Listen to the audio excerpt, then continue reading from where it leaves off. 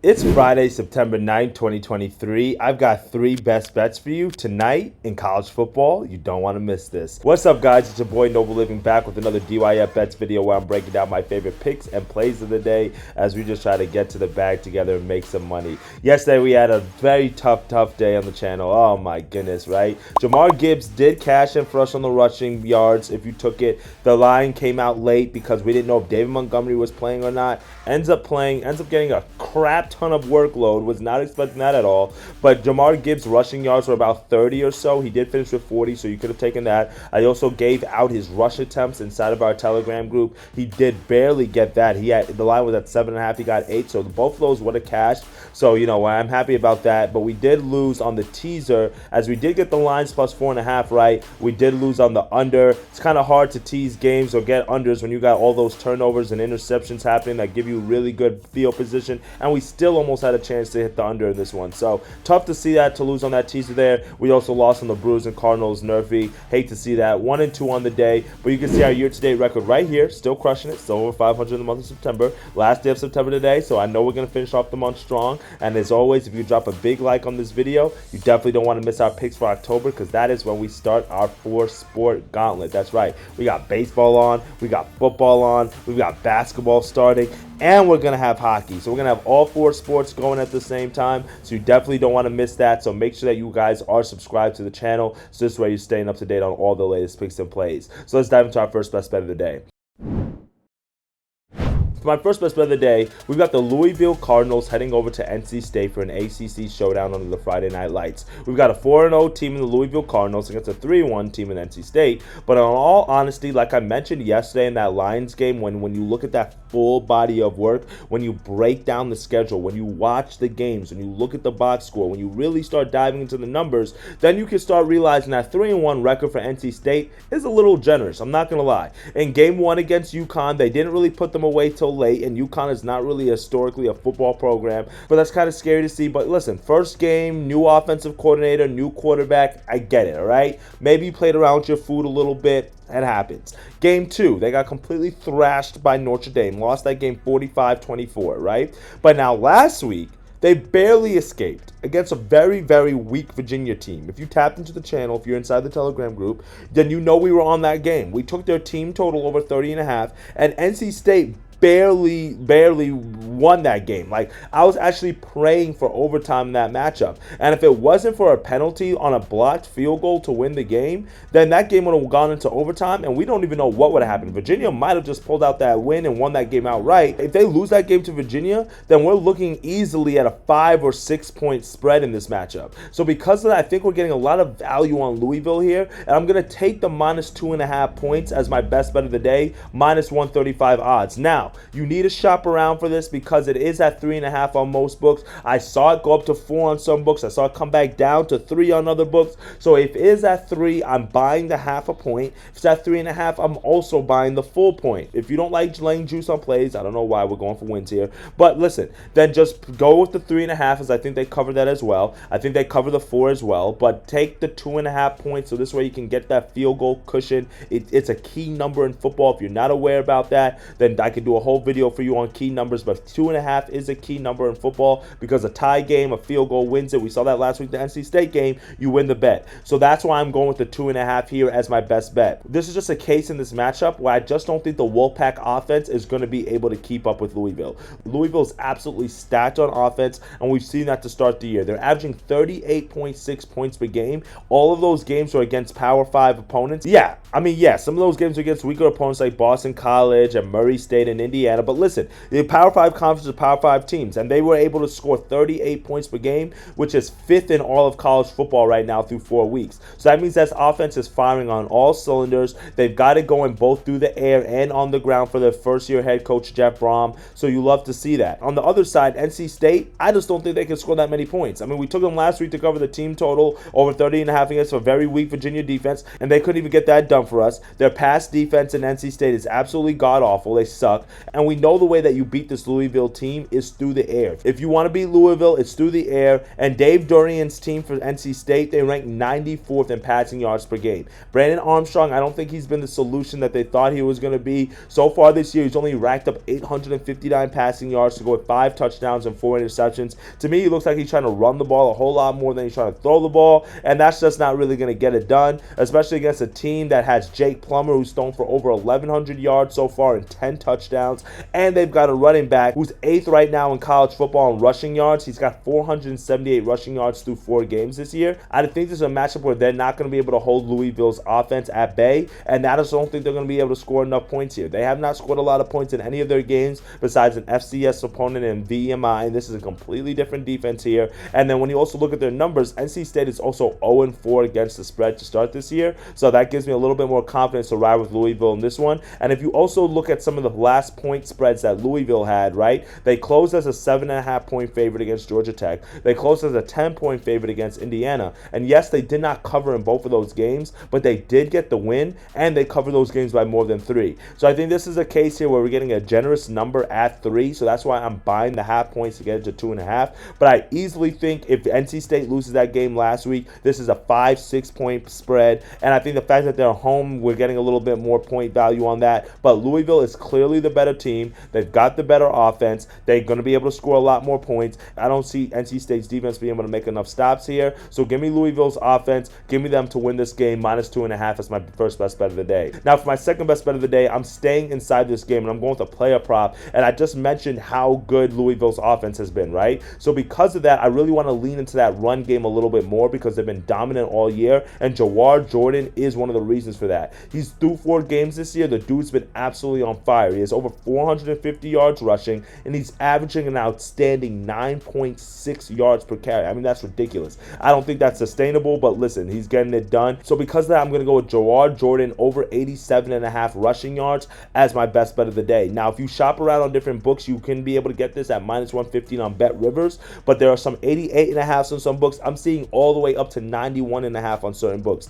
I would take up to 92.5. I would play the 91.5. I would play the 92.5. I think he goes for 100. But if you were going to just play the smart lines on the books, then take the 87.5 as the cheapest option out there. But I would play it up to 92.5 because he's gone over this total in every single game this year, and including last week where he rushed for 134 yards on 18 carries. So you love to see that. And as I mentioned, if Louisville is going to win this game, which I think they are, the question just really becomes by how much. But even if you think this game is going to be close, they are going to depend on their run game in this matchup, and they are very focused on establishing that run. That's what I love about this Louisville offense. They know they've got a quarterback in Jack Plummer who can throw the ball all over the place, but they also know that establishing the run is really key for them really getting that offense open and really getting that balanced attack right there, right? NC State, when it comes down to their run defense, they're kind of middle of the pack. They're giving about 148 yards per game. We saw they gave him about 134 yards to Audric Estime from Notre Dame a few weeks ago. They also gave up 99 yards to Victor Rosa for the running back from UConn, and only just 9 carries in their first game. So we've seen some running backs be able to go over this total. Virginia doesn't have much of a run offense, neither did VMI, but the teams that have been trying to establish the run against NC State, they've been able to do that. And I think Louisville is going to be able to do that today as well, so we're going to keep that momentum going.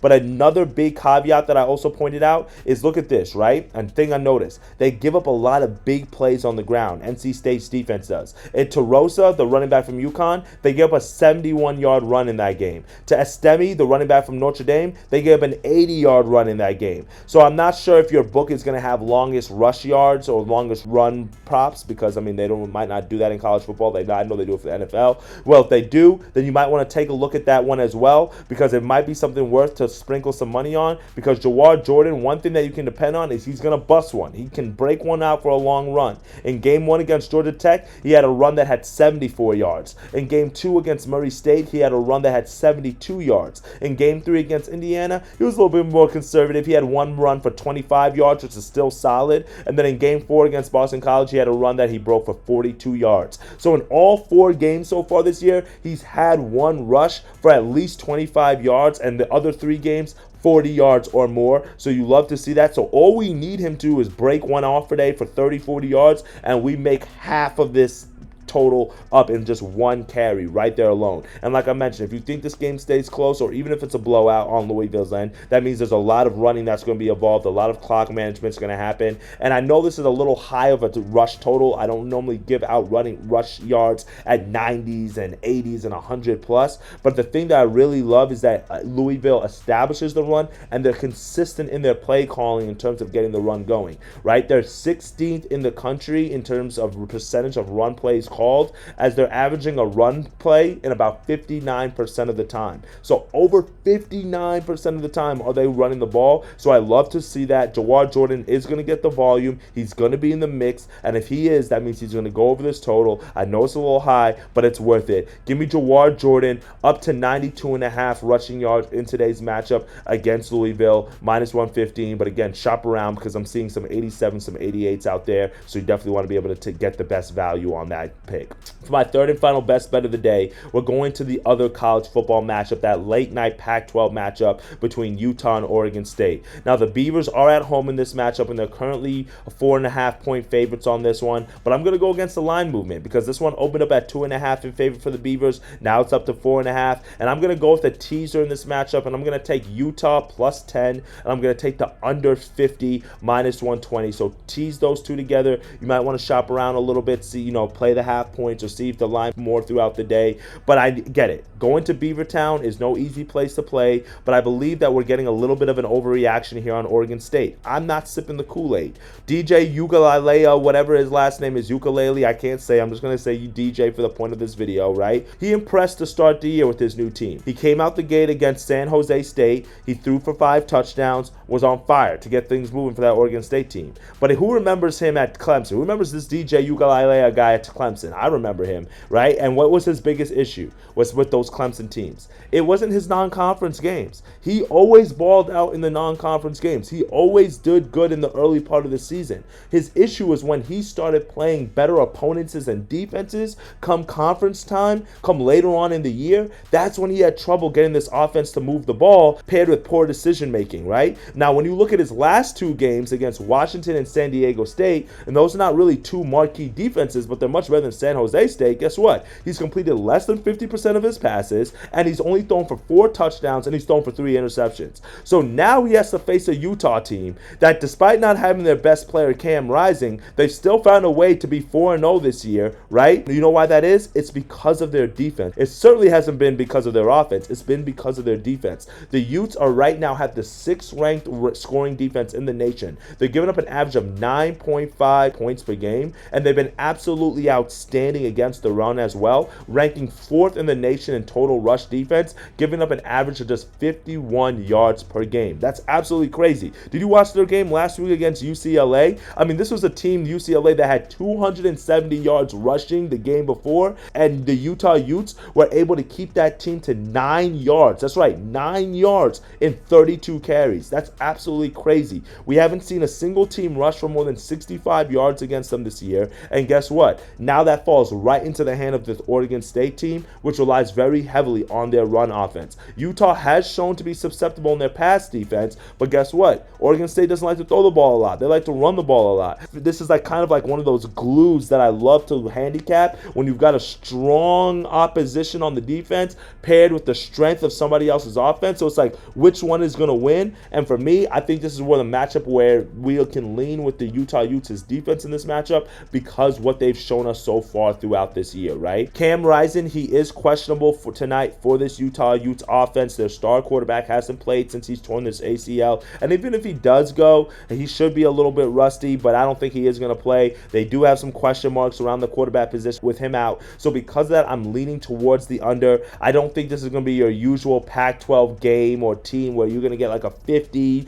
to 56 end of score game. I think this is one of those where Utah understands we can't score the points like we did last year. We can't allow teams to score 40, 50 points. That's why we've seen with their defense step up and be able to lock in so much. They've done that against SEC school. They've done that against a Chip Kelly offense. So we've seen them be able to do this against different competition. So there's no reason why they shouldn't be able to do this against Oregon State again today, even though Oregon State is at home. Now, Utah has not been the best on offense, which is another reason why I'm leaning towards the under 50 points. They're ranked 98th nationally in scoring offense. They're only averaging about 22 points per game. game. They also rank outside of the top 100 in terms of run and pass success, so you hate to see that. This line actually opened up at 47.5. It's been bet all the way down to 44.5. That means a lot of people are on the unders. A lot of sharp money is coming on that. So I want to buy the insurance with the under here by teasing it up and getting a few more points there. But I think this is a matchup where I don't know why Oregon State's favored by so much, but if they weren't at home, it would be completely flipped. I get it. Beavertown does have an advantage there, home field advantage. Even if they do win this game, I don't think they're covering the spread, and I'm going to buy the extra insurance. So give me Utah plus 10. We're riding with that strong defense, and we're going under 50, as I just don't see that Oregon State's offense is going to be able to score enough points here. And again, DJ Uiagalelei, he's always messed up and nutted up against really good teams. I think it's an opportunity again for him to face a very strong defense and do the same thing that we've been used to seeing him do over the last several years. If it ain't broke, don't fix it. A leopard never changes spots, and guess what? This is a leopard, which I'm going to go with what he's shown us year after year, and I think that he's going to do the same thing again today. Well, that's it for me today, my friends. 3 bets, 3 winners that are headed your way, all college football matchups. If you're looking for some of my baseball plays, make sure you click the link in the bio below to join our Telegram group. I'm moving kind of circumspectly or treading lightly on baseball until playoffs start next Tuesday. A lot of wacky matchups, a lot of prospects and stuff, so no need to force anything too crazy on that end. Make sure you guys are practicing bankroll management. Make sure you guys are planning out your spots, and if you need help with anything, shoot me a message. I'll be active in the Telegram all weekend with college football and NFL, so you definitely don't want to miss that. So no videos coming up this weekend, but you definitely don't want to miss out the plays I'm dropping inside the group, so make sure you guys are tapped into that. And hopefully today we can finish off the month of September with the sweep. We can make this money, and we can get to that cheddar. All right, friends and family, I'll see y'all on Monday morning as always, bright and early. And if you need anything, shoot me a message. Dictate your fate. Let's have a weekend. Let's make some bread, and I'll see y'all later.